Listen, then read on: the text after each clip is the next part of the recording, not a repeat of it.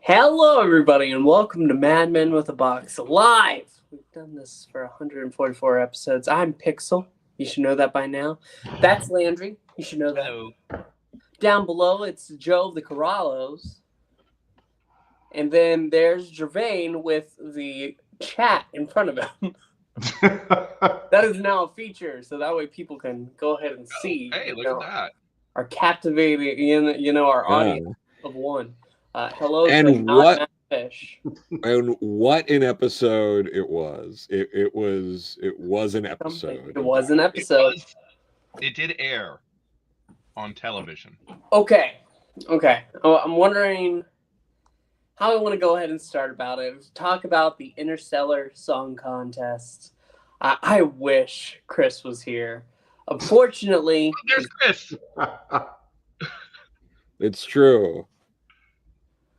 Yeah, if I could send you a link and you can hop on, I'll do it. Just let me know, Chris. It'd be nice. Yeah. It would be nice to hear it from the Australian's mouth. But the moment was prepared for.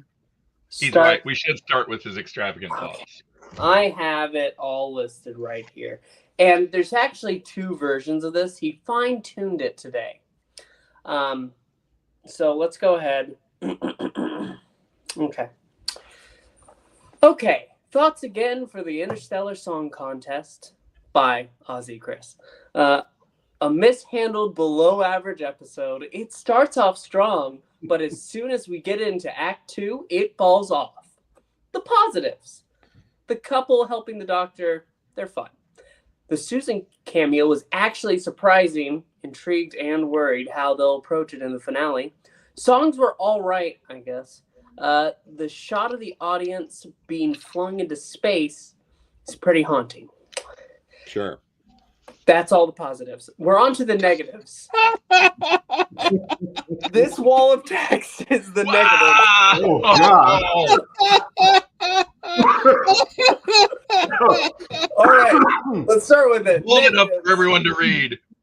Almost, I should have just pulled it up. We could have read it together. Almost all of the characters are bare bones flat. If the episode was longer, it probably would have helped to flesh them out. The messaging of being against the genocide of people for profit falls flat when it ends with just a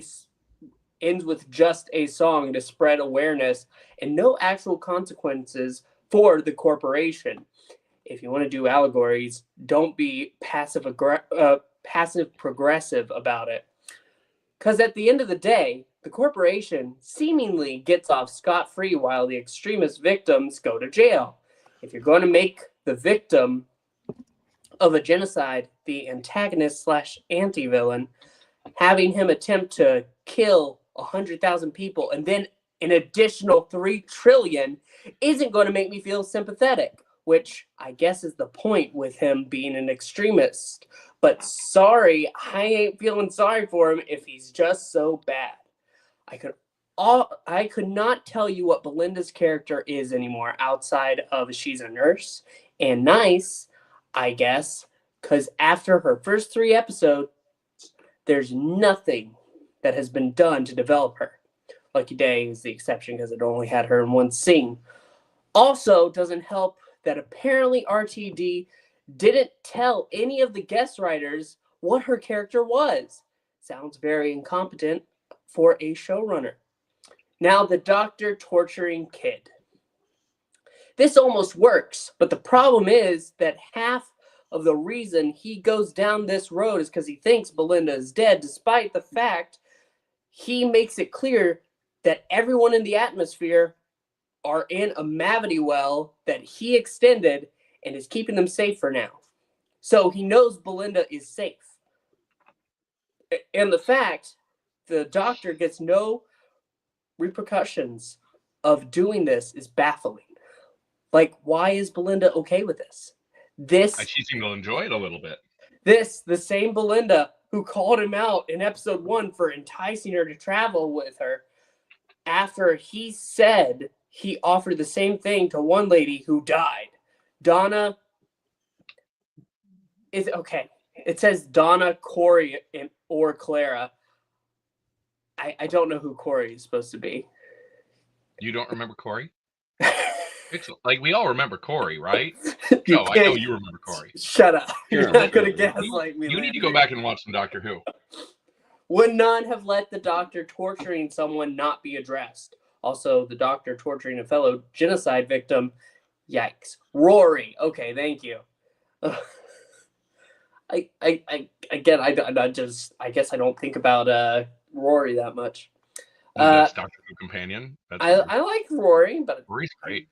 I don't see. Maybe I'm wrong. I'd watch a Rory film. Okay, he has another little category. Super negative. The Mrs. Flood reveal.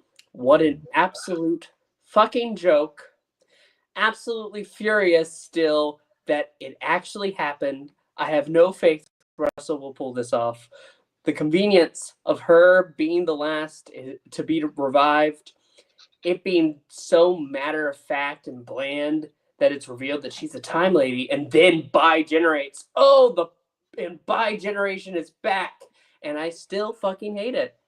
And in typical RTD2 era, Mrs. Flood barely resembles the Ronnie in any personality. Hell, the new Ronnie feels more like a Ronnie than her.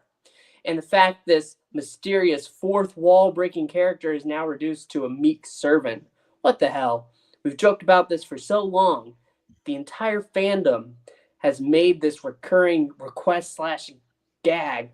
Bring back the Ronnie. What if she was a Ronnie? The fact she actually turned out to be in such a lackluster reveal in a mid-credits scene and not even with the doctor present is astonishingly bad.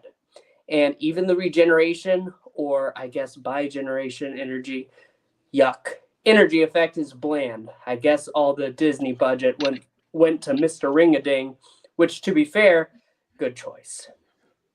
And I'll save his rating for when we do ratings. Yes. Sure. Wow. I just want to point out, though, that question, is this the equivalent for Doctor Who of when all of the It's Morbin Time memes got Sony to re-release Morbius in theaters? Is that like the equivalent here? We joked about the Ronnie so much, we brought it into fruition. It's all our faults if we actually think about it. Because, like, I'd like to say that I'm impressed with how positive Chris was. Landry, go ahead.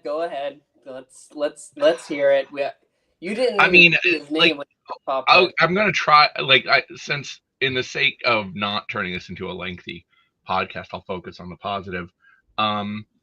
The two fans that were watching the Doctor, generally speaking, nice comment by Chris there. Those two bits were those two characters were fun. The interactions with them were fun, at least up until the end. Then they became a little cliche, but generally speaking, I really liked them. I would have enjoyed them having more in that episode. It is a weird choice to make the victim of what appears to be some kind of oppressive genocidal regime, or like the victims of your space racism. Let's torture the victim of space racism.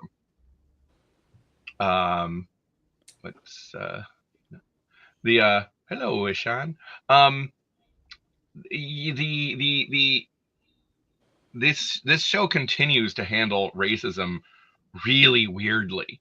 We won't handle it when it's happening on Earth. It's on Earth, there are some things I just can't change. But hey, this alien racism, I'm going to torture the victim of the race, even though this guy is an extremist, even though he's doing horrible things.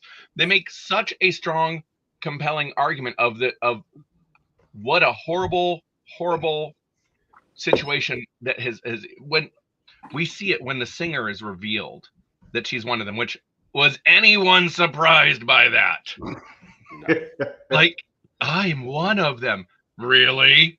Oh, there's a with shock. with the haircut that goes ahead and holds out right in the back like Yeah. that. Yeah. Yeah. Convenient. Yep. Like, and everything we just saw with her and the way that her close friend treats her when he finds out, yeah, this guy wanted to kill 3 trillion racists. Okay. How upset am I supposed to be about this? And the doctor goes, I'm going to torture you for wanting to kill racists. Well, Again. the viewers, no, what it was the 3 trillion people weren't 3 trillion just racists. There were innocent people too. Well, there were innocent people who were part of a system that we have to assume react the same way that this woman's close friend did when she found out he was one of these people. They, as a culture, the culture that these 3 trillion people belong to, is one they make very clear is a very racist culture. They really sell that point. It's like, oh, okay. I mean, and the doctor tortures the guy. Like, the doctor is not angry when he needs to be angry and is angry when he needs to be compassionate. I don't understand this doctor anymore. Like, I don't like this doctor anymore. He is silly when it's not appropriate. He is grim when it's not appropriate. He is weak and passionless when it's not appropriate. This is possibly as of this season, my least favorite doctor. Below the 13th Doctor, which says a lot. I have no faith anymore. I have lost all of it. Now, I'm not saying there weren't some fun bits, but I can't believe that after all these years they're wasting Susan's return on this. Yeah. And the Ronnie, who, I'm going to be clear, I never liked as a character. I never needed more than one version of the Master, which is functionally what she is. I never needed that. But you know what? We got it. It happened decades ago. This is her return. This and the bi-generation. I'm out. Not out. I'll watch the next ones, but you know what I mean. I know. Yeah. No, I know. This is the positive. Your turns. Gevain. You maniacs! You blew it up! Damn you! God damn you all the hell!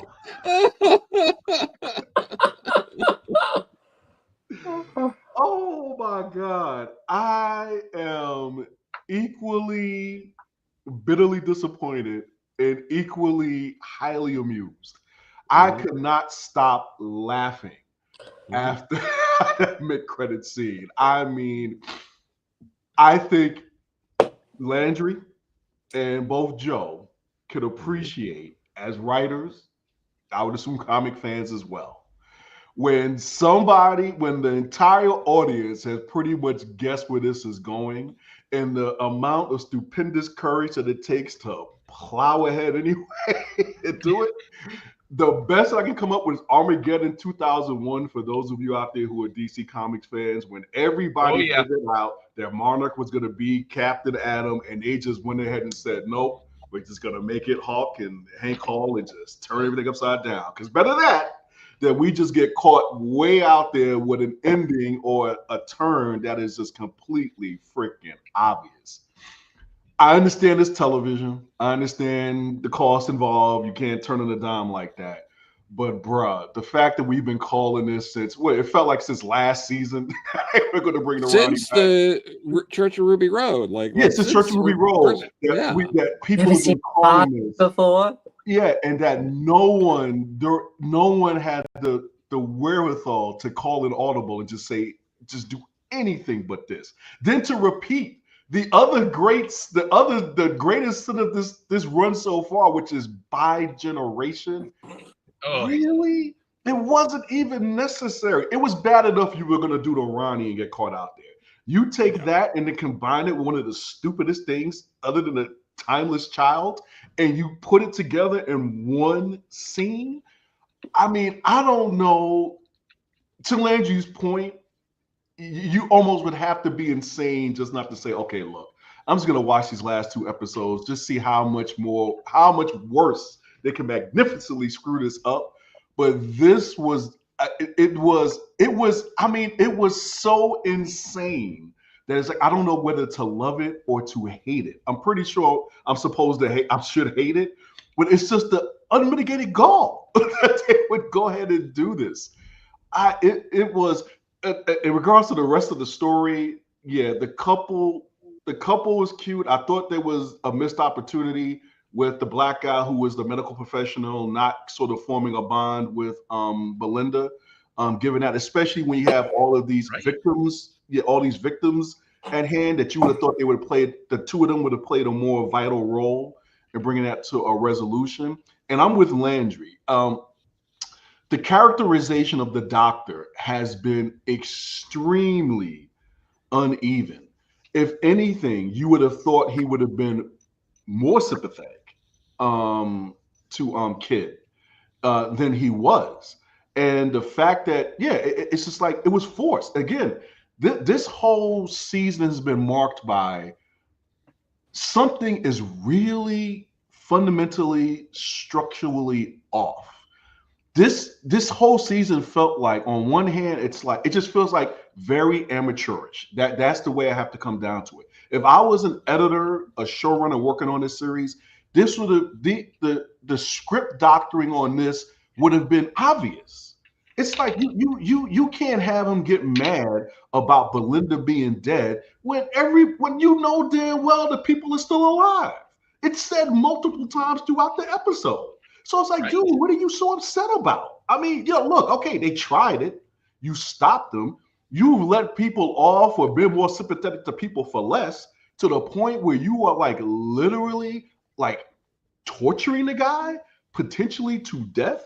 And then when Belinda walks in, it was like it's like he's taking. It's really like he's taking all of this stuff from 10. Yeah, from 10. And he's really like on this greatest hits tour. It's like he's got nothing else in the tank but this. And he has jammed it into this story. He has forced it into this story arc in ways where it is nonsensical, unless he's going to bring the 14 back. And 14 is basically going to reckon with himself in some way that resolves all that, that finally puts all the quote-unquote Time Lord Victorious to arrest, unless they're going to bring back the guy who 10 really has a problem with, which is my man 7, and we have a throwdown for real about who can be the nastiest, dirtiest, no good Time Lord of all time. And the thing is, another missed opportunity with this was, since they had a unit episode, and Mel has been such an integral part of Unit, and the fact that she was not around for that episode, how do you not have her be on vacation, be at this damn concert, and be the one that turns into the Ronnie that turns out she was the Ronnie all along? If you're going to do it, folks, do it right. Do a real homage. Third Ronnie. That's right. Yeah. No, but it's like she should have actually just did it for real this time. When she had the chance to regenerate, she regenerated and choked, because she clearly, with the biogeneration, she chose Mel and been basically dancing in front of him the whole time, and then have her turn and be the last one rescued, and then regenerate into the Ronnie. I don't know about biogenerate. I don't know if I can take that. But I would go a step further. It turns out Mel's always been the Ronnie. Just like he didn't know. Always been the Ronnie. Something. And the thing is that, but this, again, this episode has represented what I think has been, I won't say the theme, but what has been the disappointment of the entire season. Somewhat very solid concepts, starting points, just horribly goes wrong in the execution. Goes left every time. And what has really suffered is that we have missed out on what could potentially have been a great companion in Belinda, because of the poor execution and because she has not been used well given her background. What's the point of having this dynamic of doctor and nurse, and she barely does it all the time? And then the other thing is, the doctor is just confusing at this point. It's like, bro, is it because of the biogeneration? Is it because of the fact that because he's split into two, he's kind of like off kilter, whatever it is? What do they got? 2 more episodes to wrap this up. But I think at this point, I don't think they've earned the right to get that benefit of the doubt from me at this point. it would have to, reality war would have to end, and I would have to come back here and actually sit before you with a plate of nicely grilled crow, and then just eat it while we did that live stream. That's the only way this goes down. But right now, man, I won't say that I hate 15 more than 13, but I will say this. It seems like 13 might not need the big finish to redeem herself. No. And that's what. And as far as those asterisks go, we will resolve that by the end of this live stream tonight. Yeah. Joe of the Corallos. I'm so upset, guys. So something that like, so I think this is pretty universal, but like, when you like a thing and you give it a pass, but like the worse something gets, like the more other things pop up that are cracks in the facade that you like kind of just let go and don't make a big deal out of. But as it just gets more and more apparent, it's hard to not also start picking at it and being like, oh, wait, but Russell also did this stupid thing. Not one of us yet has brought up the fact that just like Russell, the first time around, the second companion the Doctor gets is involved in the medical field. Yep. That's a good point. Yep. Like, it's just a repeat. You go from, you literally go from blonde white girl to non-white medical person. Oh, brown medical professional. Yep. Yeah, both times. Yep. Both times. This show desperately needed a reboot, and all we got was 2006 again. Warmed over eggs. And again, it's like that. Obviously, that's not the problem with this at all. Like, none of those kind of elements are, the problem. Another positive, I guess, I'll throw in is we kind of got a Ford of Doomsday callback with him flying through space with the confetti cannon, kind of like how he pushed himself through space with the cricket ball in Ford of Doomsday. So cool little kind of nod to Ford of Doomsday. So there's that. Again, the couple was good. Like, up until maybe like and this is one of the other things that's really upsetting about this. Like, up until I got like 2/3 or 3/4 of the way through, I'm not saying this was a great episode, but I'm like, this is one of the better ones so far this season. Yeah. And it's the end that really has it all fall apart. Because honestly, when I was starting to read this, I'm like, I'd probably give this like maybe a 5 or a 6 or something. Like, there's enough interesting stuff going on. There's interesting character dynamics. The thing I hate that it was just called The Corporation. Yes. Oh my god. I hated that so much. Oh. It really felt like they were like, oh well, just put The Corporation as a placeholder, and we'll go back and figure out a name after we like put some names through legal or something like that. And then they just were like, forget it, just shoot it like that. And again, like the very messy sort of stuff. It's like, this is the same Doctor that hesitated on wiping out the Daleks in Genesis of the Daleks. This is the same Doctor who was so hopeful and everything, who faced off Davros again towards the end of Tennant's first run. The Doctor is so like the Doctor-y things that work in this story are the doctor's hopefulness in like saving everyone who got ejected into space, right? But it doesn't work when it's in the same episode as I really love torturing this guy. Yep. Like you can't do that in the same episode. You also, for me, one of the things that really drags it down is not just the Ronnie reveal. It's what miserable pricks to go through all of the trouble to bring Carol Ann Ford back and to have it completely overshadowed in every way by also having it be the Ronnie's Return episode. She should have come back in a different episode. They should have been doing these little flashes of her through the whole season. Yes. Sure. Yep. And, even if you just did the voice, like mysterious voice. Yeah. Just a grandmother. Yeah, there should have been just little hints throughout.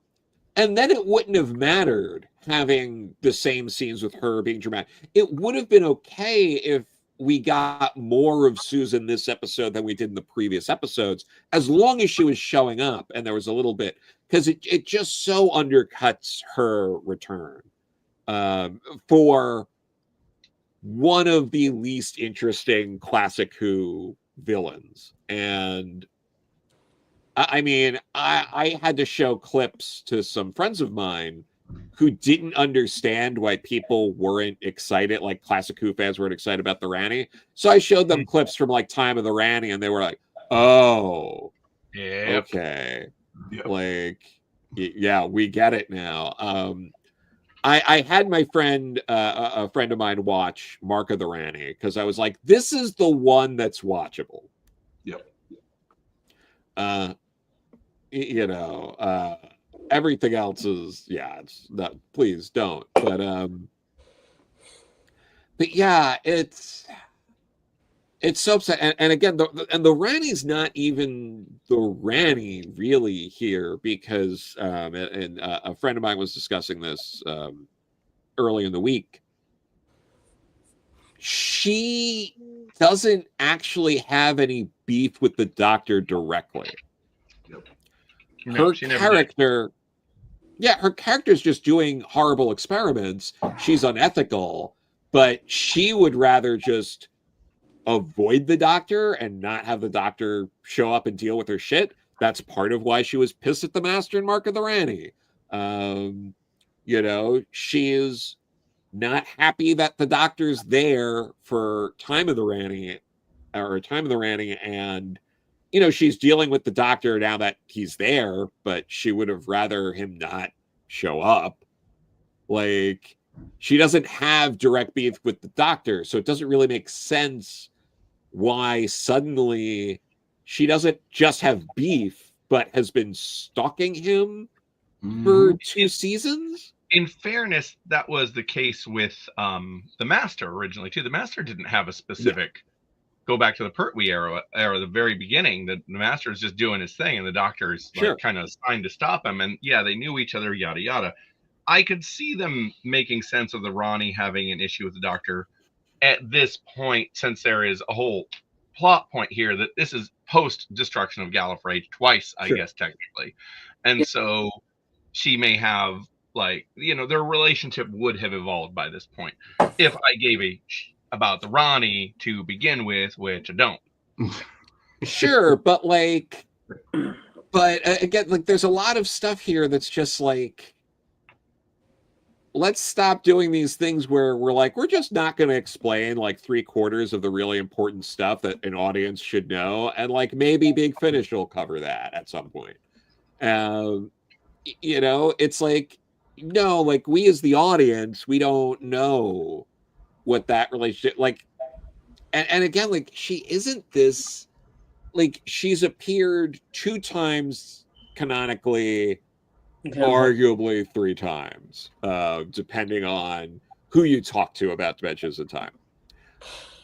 It's like there are other classic villain. I get that they have like sort of scraped the bottom of the barrel at this point of the classic villains that are worth bringing back. They've really covered just about everyone. That not that's a bit much, but like they've covered a lot of the ones that are mainstream enough to enough of the fan base that there would be an excitement that would be registered with people that, you know, it's coming back. But yeah, I don't get why that's like the case. Like what's the Rani doing? Why was this a mid-credit scene? Like I don't it's just structurally, like there's all these issues here where it's just like, why is it structured this way? Why is it just called The Corporation? Why is it like this? This is a story that absolutely needed to be a two-parter to get anything across. I think that's worth telling. Yeah. I was going to say, in reference to what something Chris said in the chat, they want to make Ronnie the new master. And I do have to say, again, in fairness, and this is why the Ronnie was always kind of terrible, that's what the Ronnie always was. The Ronnie was originally introduced to be a new master when she first showed up then, too. Because everyone was bored with the master, because the master had just been constant.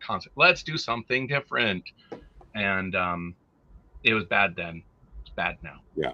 Sorry. I think we have been unceremoniously exposed to the first TV series to be written by ChatGPT. I think that's what happened here. Actually, yeah, that is one thing I want to go ahead and touch upon. Since before the beginning, like once we got started getting into RTD2, the first thing that everybody was talking about was next showrunner. And one of the prime candidates for that's been in the Who field has been Juno Dawson. She wrote this episode. No.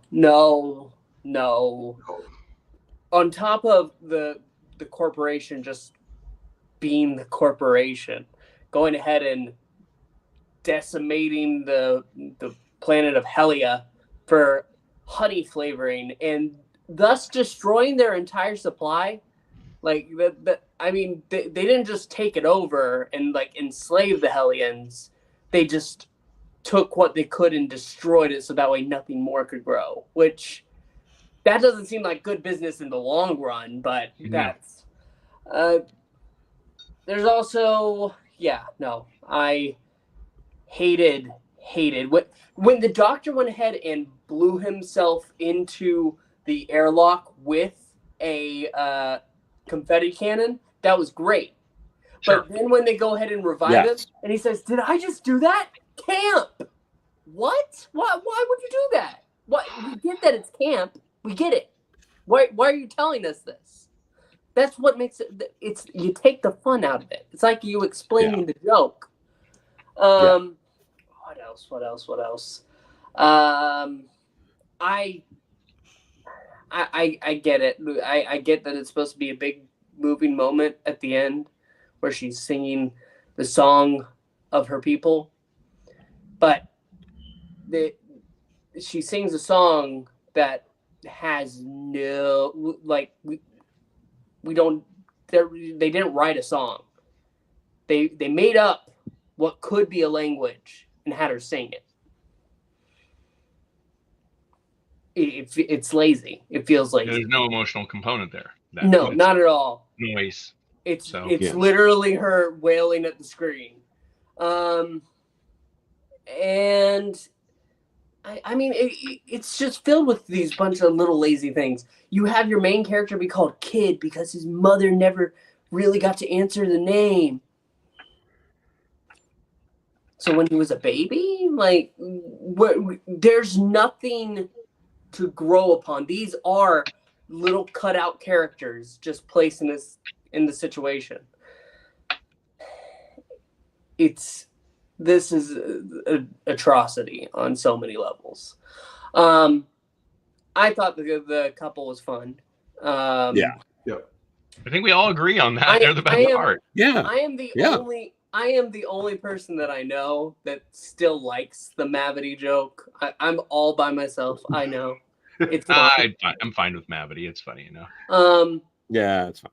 I think that at the end of this, they're probably going to have a big reset of some sort. There's another villain coming back. Yeah, because Russell's saying that the unholy trinity is a podcaster, 2 of the Ronnies, and somebody else. Actually, this is my hot take for the episode. The scene itself, I know the fact that we have to see another bi-generation sucks, but I had fun with it. I thought it was the way that she goes ahead. Oh, that's fatal for a time lady, but I gotta wait. But I've got a knack for survival. And then she says her phrase, whatever. Let battle begin. It's fun. I had fun with it. It's stupid, but it's fun. Stupid for me. I'm all by myself. Yeah. What else? I mean, we get the TARDIS blowing up at the end. We didn't address that. Chris, I don't even remember that. Yeah, at the end, they go ahead. They have enough reading. That's what makes this episode, like, it's astonishing to me that this episode you don't touch up at all. Like, because they didn't. They spliced things into whatever Juno wrote and just shipped it out. That's what it feels like. Where was it? Yeah, did they just forget that something happened to the Earth? Yes, they go ahead and know that this contest originated from Earth. But if you think about it for a minute, whoever the main host is, Rylan, I guess that's the host of Eurovision. I don't know. Yeah. He would not have been in a cryo chamber. Is he in a cryo chamber right now? Because he's exactly. It's soon as you think about that. Yeah. Also, how did so much Earth stuff survive if the Earth was completely decimated? It's a very weird sort of. The planet was destroyed in a second, and oh my god, that's it. That's what I wanted to talk about. I am so sick and tired of how they're having Shooty go ahead and talk about Gallifrey and the Time Lords. Every single time, they all died in a second, all at once, but it's fine. Every time you say the same damn thing, and it's not a good line. It's like it's been written by children. I cannot stand it. I hate it. There's nothing emotional about it. It just sucks. Yeah, that's what I wanted to go ahead and touch upon, because as soon as he said that at the end, it just drives me crazy. Yeah. Yeah. But that's pretty much my thoughts. The only way that I can see any of this somehow working out, that you want to go ahead and wipe away all these inconsistencies, I should say, is by going ahead and just do another big bang at the end of this season, and it's all reset. Last 2 seasons kind of happened, but not really. Yeah, that's the plan. With a title like The Reality War, it and everything being so obvious up until this point, and the fact that this is clearly, I was thinking this whole time that it was like, you know what, they just need to be longer episodes so they could fill it out more, when actually it was a bunch of episodes. It was 8 episodes that got spread out over 2 seasons because they had nothing. They were just, everything has just been great. RTD's greatest hits, and they're going to do this soft, hard reboot with this reality war where they just start everything all over again. It's almost it's too obvious that that's what they're going to do. I don't know what role Susan plays in this, but it's like there's no way at this point. Yeah. There's no way at this point that you do anything but hit the reset button. Landry went ahead and started with Susan. I'm pretty sure we all agree. Why the hell did you go ahead and put her into this episode? Of all the episodes you're going to splice her in. And especially after the tease from last season. Especially after the tease from last season. I can't stand. Like Juno Dawson wrote a very good like Christmas comic for the 13th Doctor. That's the one thing that I know from, and then she did Redacted as well, which some of the handling on that wasn't great. But for this to be your premiere episode and this is what we get, no, absolutely not. I don't know. No, I don't know. Okay. We know what rating Landry is going to get it, but do you want to say it? Or I should start with Chris's. My bad. Start with Chris, yeah. Chris says, my rating. I think I gave it a 4 or a 4.5. I might change it to a 3.5 or possibly a 3. We're so back.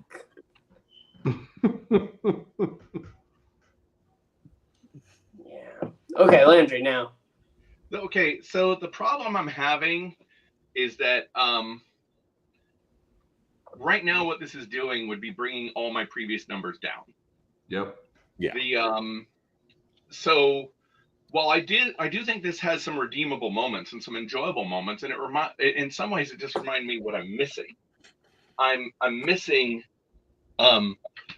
some of the Doctor's more fantastic moments when he confettis himself through space. That needed to be something bigger, more of it, and with a lot less of a just, the follow through on it when he comes to was just terrible. Like that, if anything, it has enough good in it that it makes us feel worse about the bad.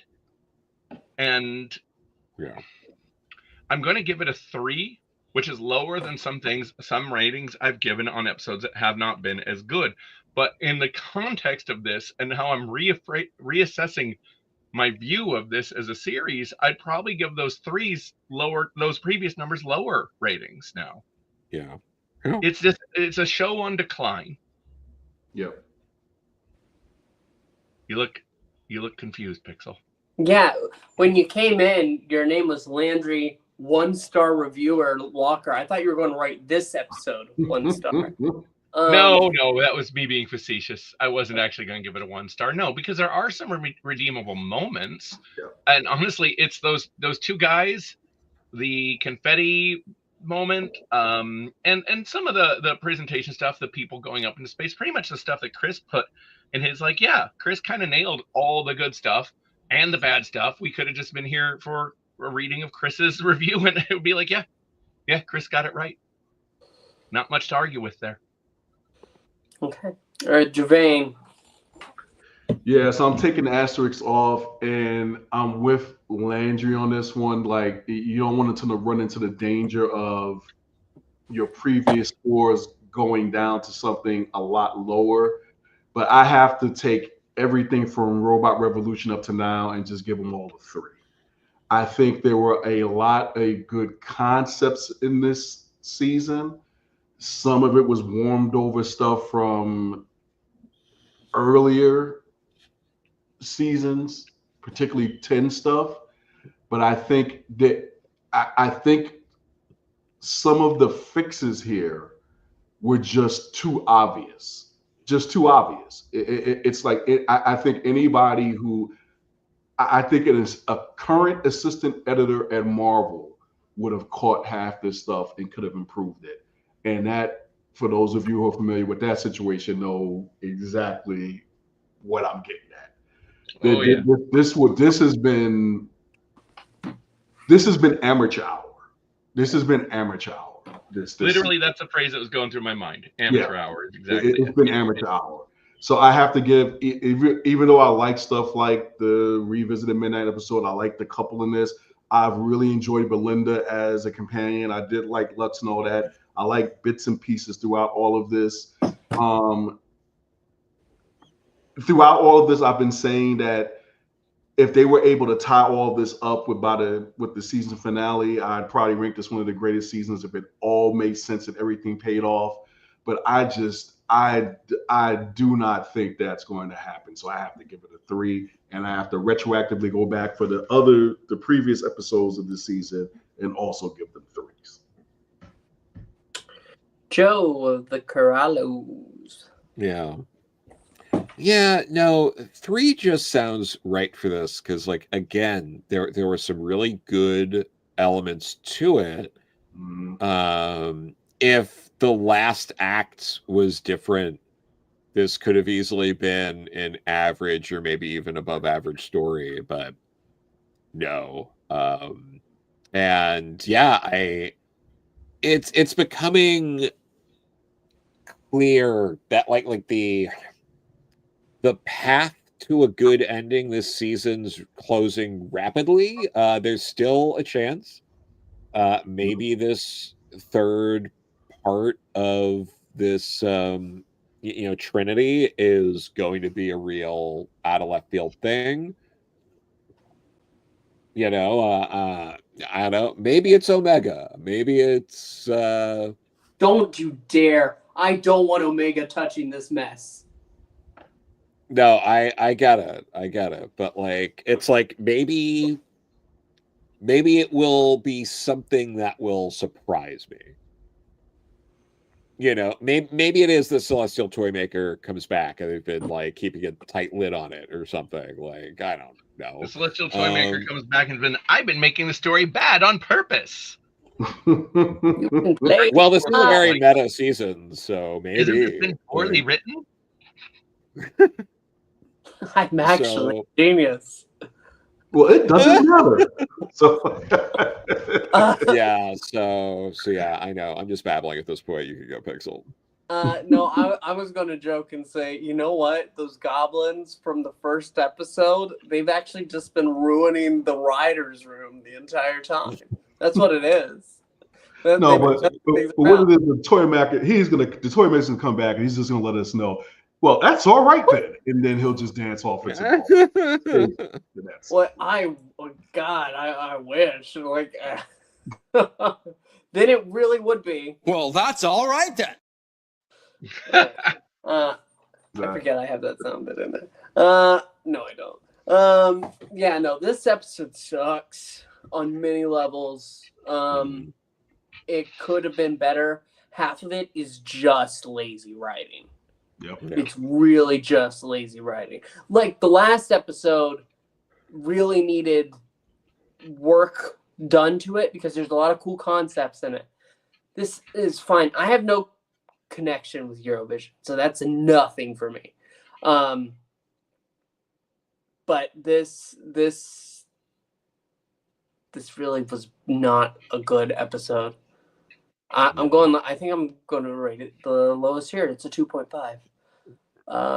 Yeah. I'm really frustrated because you have those very awkwardly shot moments with Susan because the way that the camera is going ahead and doing it, it just doesn't feel. It feels like they put her in front of a green screen, which I know they didn't, but that's how it looks. Yeah. And then they're just splicing it in there. Oh, grandfather, no.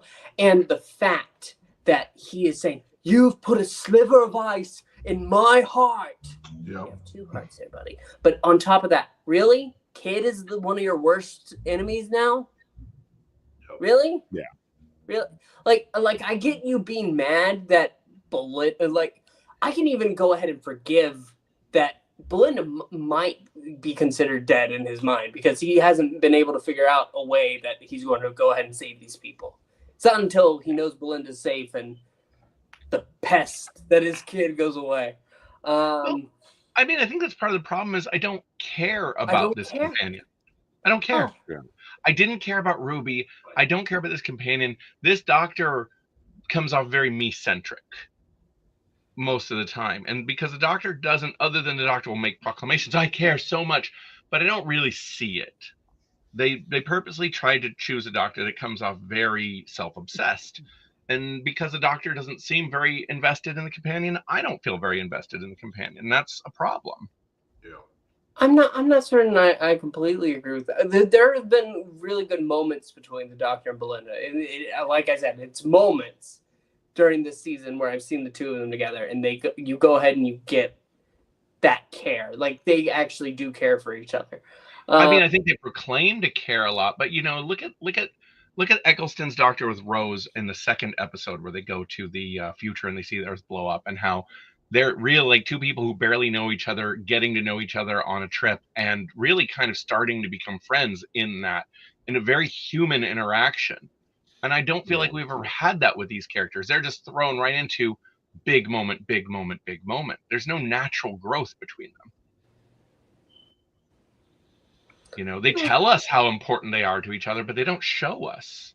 Yeah, and the thing with Belinda is that she really is a very sympathetic character. Like, at first I thought she was gonna be very annoying and obnoxious with wanting to get home. But it's probably I forget the one who traveled with Six, who, when I watched it, was it Tegan? Was fun. Yeah. Yeah, who had that same kind of motivation of that role, but just came off as very just like eh. And with Belinda, it just feels a little bit more heartfelt. But it's just the fact they just didn't use her at all. There was so much that you could have. It felt like there was so much you could have plumbed from this character that you really could have drawn out these moments with the Doctor, where it was more like she was kind of keeping him in check, if you will. But it was just everything about this just felt so rushed, so forced, just rushed. Wasn't ready. Yeah. Wasn't ready. Yeah. Well, and they're trying to do what they used to do in 16 episodes or whatever in 8. Yeah. So they're cutting. Yes. I just not 16, but not 16, 13. Yeah. I just had to cut a 5,000 word short story for a magazine down to 3,000 words, and you lose a lot of your humanity when you do that. And of the characters, you lose a lot of the growth, a lot of the natural moments. You have to. You've got, or, you write something with less. Oh. You know what? I give it a 10. I don't know if I don't know if I posted this link into the main chat because Chris was gone, but Jimmy has been praising this episode heavily online. Oh, Jimmy. He loves it. He loves it, man. I can see him loving it. Yep. It's so funny. It's so funny. Let's see if we can channel Jimmy. Are you crazy? That's my best Jimmy for the moment. That's pretty good. That's pretty good. Anyway, I think that's our show. Doctor Who will be back next week. We'll be back next week to talk about it. Will it be any good? Well, here's hoping. Here's hoping. I'm always maybe. Hoping. I'm always hoping to be wrong. I'm always hoping. Yeah. So yeah, no. And I started this season feeling so good. Anyway, it's okay. We'll see what it would be good for this show to have a differing wrong perspective. We want to bring Jimmy back. Like, comment, subscribe. Maybe we'll see Jimmy next week as we need him for the finale. He was supposed to show up in episodes, and he said, "Oh, I'll definitely be back next week, guys." He did not show up the following week. Anyway, I've noticed. Really? Or one of us has been Jimmy all along. By generation. You don't want to buy generate from Jimmy. Let's not do that. Let's end this. Goodbye, everybody. See you next week. Alonzi. Never meet your heroes, kids.